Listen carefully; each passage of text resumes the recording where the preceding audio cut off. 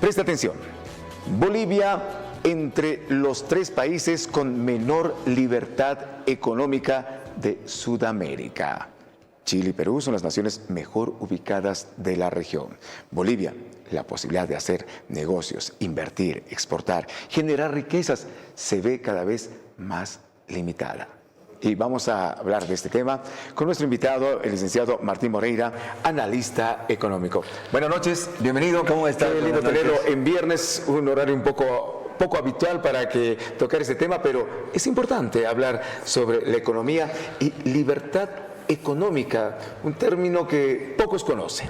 En primer lugar, creo que para hablar de libertad económica hay que hablar de cómo se ha tejido el modelo económico en el tema de exportaciones, en el tema de importaciones. Creo que es clave.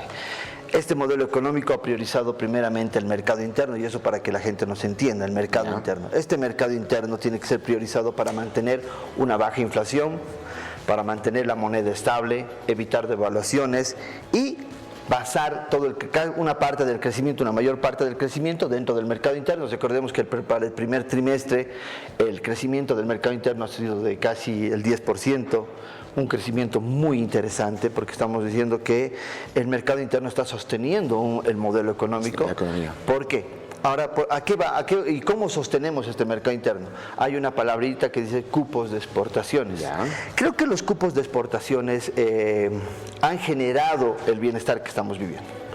¿Por qué lo digo?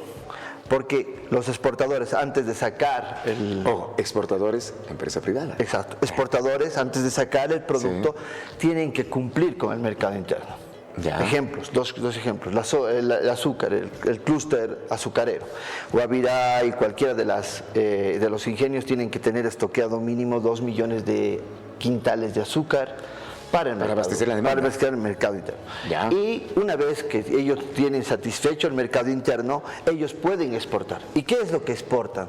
Del 100% del alcohol que ellos sacan, el 20% se queda en Bolivia y el 80% sale a exportación.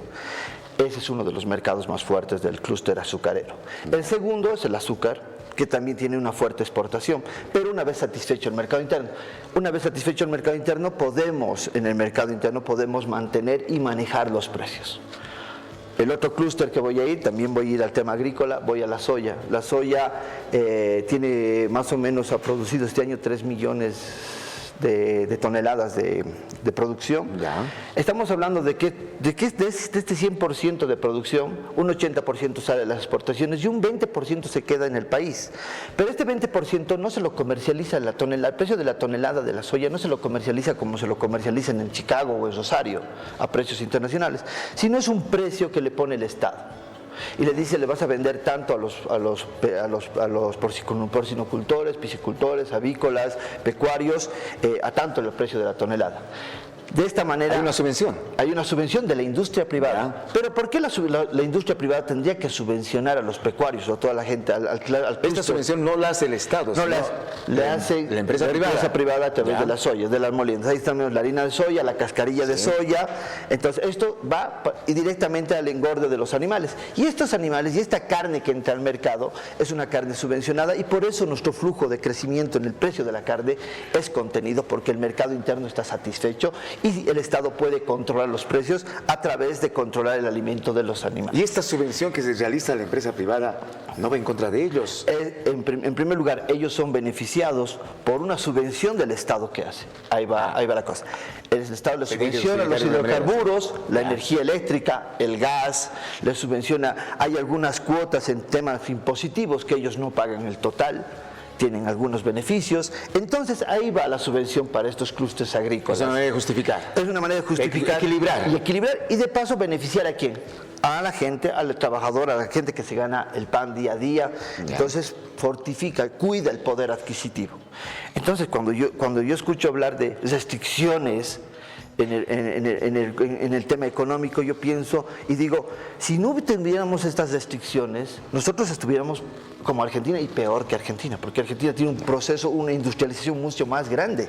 Entonces estamos viendo, y lo que dijo el Banco Mundial el 2021, una de las claves del milagro económico boliviano son los cupos de exportaciones, son cómo controlan su mercado interno para fortificarlo. Y eso es algo muy interesante, que no lo refleja la encuesta. Entonces estas restricciones favorecen de manera positiva. Y de manera positiva favorecen ¿Y por qué pero hay la queja?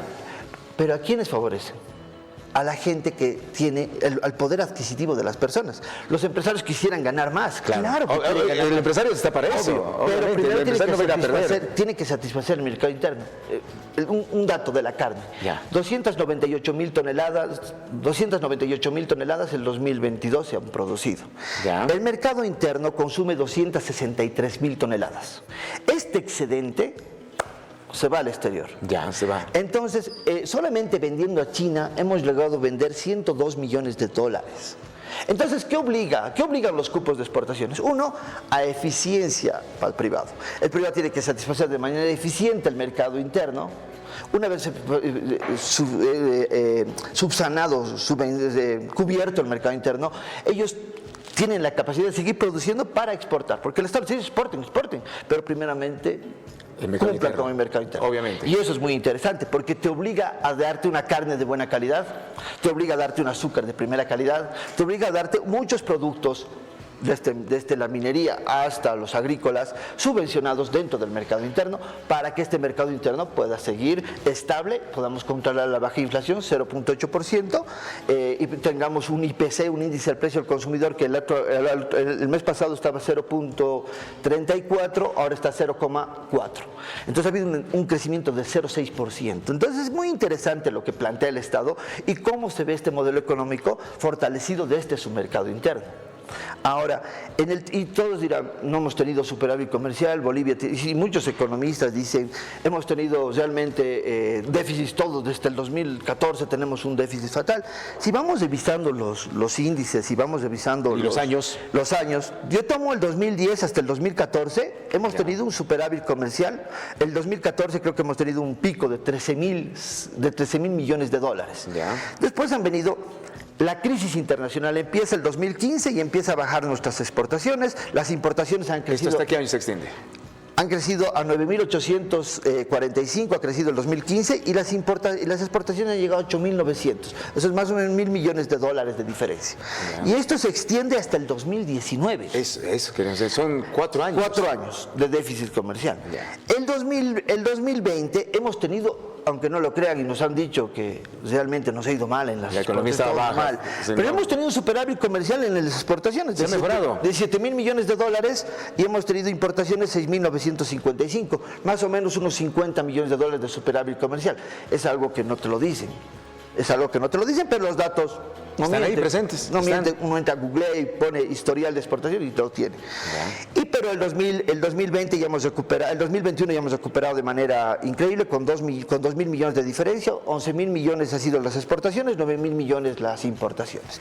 Y el 2013 sí hemos batido un récord, hemos llegado a 13.654 millones de dólares, mientras que las importaciones han llegado apenas a 13.000, más o menos 1.645 millones de dólares que hemos tenido de superávit comercial.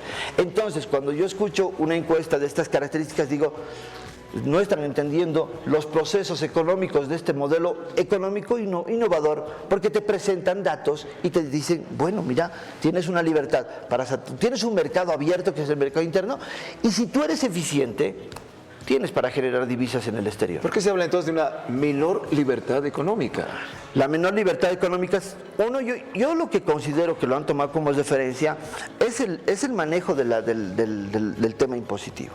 El tema impositivo en Bolivia es una forma de repartir la riqueza, yo lo llamo, ¿no? Ha tenido un crecimiento hasta el primer trimestre del año de 1.3%. Es interesante lo que está pasando con el tema impositivo, porque está creciendo, pero cuando crece el tema impositivo, ¿qué crece? Crecen las inversiones públicas y crece, yo lo llamo la repartición de las riquezas desde los impuestos. Porque este dinero que entra al Estado no simplemente se utiliza en pagar sueldos, como dicen, a los funcionarios públicos. este dinero se utiliza en escuelas, educaciones, infraestructura y sostiene el mercado interno. Realmente sostiene el mercado interno. Que hay que hacer algunas regulaciones y algunos hacer como todos los modelos, pero sí funciona. Pero en cuanto a los cupos de exportaciones, es una medida adecuada para mantener el poder adquisitivo de los bolivianos. Yo creo que hay que darle una mirada. Y no hay que caer simplemente en decir, no, estamos restringidos. Pero realmente en comercio exterior, el agro este año, el 2022, ha batido todos los récords. 3.300 millones de dólares en exportaciones. Le ha superado al gas. Porque el gas quedó en 3.100. Este dato, la Cámara Nacional de Exportadores de Bolivia precisó que la burocracia es una de las principales, o se convierte en un principal freno para un mejor desempeño de las exportaciones en el país. Eso viene de la Cámara Nacional de Exportadores. Y eso es claro, por ejemplo, por eso yo te digo, hay que modificar temas burocráticos. La firma digital, que ya se está implementando en muchos, hay que eliminar algunos ¿cómo se llama? O instituciones o ventanillas que deberían salir y se las deberían hacer de manera digital. Entonces hay que mejorar para que la exportación sea más fluida. Pero en síntesis, si vemos, los exportadores andan felices porque tenemos una buena exportación. ¿Sí? Tenemos un crecimiento constante y tenemos un mercado interno que sí está creciendo mucho y sí les abre un mercado muy grande a ellos. Entonces, cuando tú me dices restricción, yo pienso en todo este universo, Y también un dato interesante que quisiera también compartirlo, que a mí me parece que debe ser relevante. El PIB en el 2002 era 7.911 millones de dólares. Este PIB ha crecido 7 veces, porque estamos en 4.000 millones de dólares, 44.000 millones de dólares. ¿Qué significa eso? Significa que ha habido un crecimiento. ¿Y cómo puede haber un crecimiento de esas características si no estuviera funcionando un mercado interno, si no estuvieran funcionando las exportaciones? Entonces, el tamaño del Estado ha crecido, las inversiones del Estado en tema de infraestructura han crecido y ha crecido también el Estado, y este Estado agarra y hace una repartición de la riqueza. Si tú ves las industrias que va poniendo el Estado, las va poniendo en poblaciones, donde está generando cultivos está generando como pequeños clústeres por ejemplo, de chirimoya, cítricos, soya, café. Es muy interesante lo que plantea el Estado como en el tema del desarrollismo. Entonces, esa situación de desarrollismo no está siendo bien comprendido o no está siendo bien administrado. Yo creo que no está siendo bien explicado. Bueno. O sea, creo que hay muchas voces que tratan de destrozar este modelo económico y tratan de no mostrar, sí hay errores, y yo reconozco que hay errores muy puntuales, pero estos errores y esta forma de mostrar el modelo económico tiene que ser de esta manera. Cupos de exportaciones, poner industrias donde se van a desarrollar clústeres de diferentes productos agropecuarios, mineros, gasíferos, auríferos, de lo que se plantee el Estado, granos. Entonces, una vez teniendo un modelo geopolítico de desarrollo dentro del país, vamos a poder potencializar cada región y cada región va a poder ser independiente generando sus propios recursos. Es interesante lo que plantea el Estado, pero hay que ver cómo se desarrolla hasta el 2025, creo que es el tope que tiene el Estado. En esto en cuanto a exportaciones. Ahora, ¿por qué hay este pensamiento o dice Bolivia no es un país confiable para invertir? En el tema de inversiones, mira, el 2022 ha habido un crecimiento de un 0,7%, creo, en el tema de inversiones. No es una inversión grande. ¿Por qué? Hay muchas diferentes causales. Una de las causales muy graves es el tema de los bloqueos. El tema de los bloqueos, el paro de 36 días a Santa Cruz ha marcado. Santa Cruz era el lugar donde se vio mayor inversión extranjera. Los 36 días han marcado mucho. Han marcado y han alejado, han dicho los inversores, este lugar ya no es para invertir porque este lugar se ha vuelto político. Entonces yo agarro lo que pasó con el Alto. Recordemos que el Alto hasta el 2002, hasta el 2000, las fábricas, sí, antes del 2000, 900, en 1998, 95 se fueron yendo a Santa Cruz, migraron a Santa Cruz, igual que las curtiembres de Cochabamba, ¿no ves? ¿Dónde está la ciudad industrial que teníamos? Exacto. ¿Se fue? Exacto. ¿Desapareció? Porque era una ciudad altamente política. Se fueron a Santa Cruz. Y en Santa Cruz pasa este mismo fenómeno. Está pasando. Está pasando. Entonces, las inversiones se alejan. Ahora el Estado, por su parte, empieza a buscar inversiones. Vienen los franceses, los italianos, los franceses a hablar directamente con Caínco y le dicen, tenemos aquí un grupo de empresarios franceses que no quieren hablar con el Estado, quieren hablar con los privados. Con la empresa. Y se reunieron con los de CAINCO, y los de CAINCO se reunieron con ellos y empezaron a hacer negocios empresariales. Es una Pero forma sin la intervención del Estado. No, el Estado propuso Ya. a Macron, al gobierno francés, invertir, pero en el sector privado. Es muy interesante, Ya. eso es muy interesante. Y tenemos las inversiones que va jalando el Estado. El tema del litio nos ha jalado 2.800 millones de dólares. El tema de la minería, las pequeñas empresas mineras que se están formando también nos generan un interesante recaudo de dinero. El tema agropecuario está generando mucha inversión. En Bolivia el tema agropecuario, por las facilidades, cero arancel de maquinarias, tienes gasolina subvencionada, energía eléctrica, gas subvencionado, tienes una cuota restrictiva menor en impositiva.